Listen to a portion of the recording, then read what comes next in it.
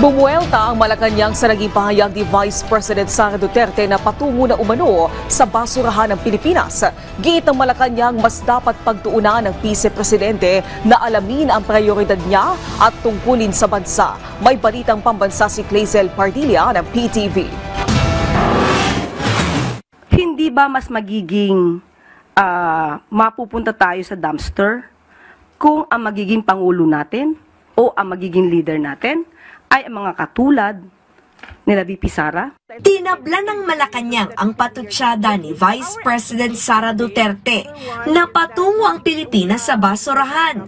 Dahil raw nawawala ng pag-asa ang mga Pilipino sa gobyerno. Pero nag-bounce back lang yan sa ikalawang Pangulo na missing in action daw. Nawawala ang pag-asa ng mga Pilipino. Hindi ba siya yung nawawala sa Pilipinas ngayon? Nahalongkat tuloy ang kanyang posibleng pagtakbo bilang Pangulo ng Pilipinas sa taong 2028. Dapat daw na alam ng Vice Presidente ang kanyang prioridad. Mas na inuuna pang magpunta sa abroad, magsilbi sa isang tao, although tatay niya po yun, pero marami pa rin pong Pilipino na umaasa sa kanya bilang Vice Presidente. Mahirapan po tayo magkaroon ng Pangulo kung lagi po nasa abroad at hindi po ginagawa ang trabaho dito sa Pilipinas. Dagdag pa ng Malacanang, kailangan alamin ni Vice President Sara Duterte ang ginagawa ng administrasyon bago siya magbintang ng walang pag-asang mga Pilipino.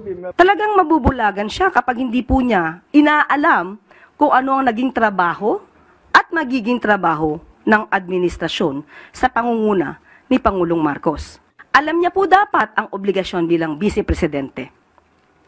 Sabi nga natin, ang Pangulo natin na sinasabi niya na mukhang wala na tayong pag-asa, nasa Pilipinas, nagtatrabaho. Araw-araw, may inaanunsyo tayong good news. Pero ang Vice Presidente, nasaan? Sa pinakahuling survey ng social weather stations noong January 17 hanggang 20, nasa 50% ng mga Pilipino ang nagsabing may mataas na tiwala kay Pangulong Ferdinand R. Marcos Jr. Mula sa PTV Manila, Clazel Pardilla, Balitang Pambansa.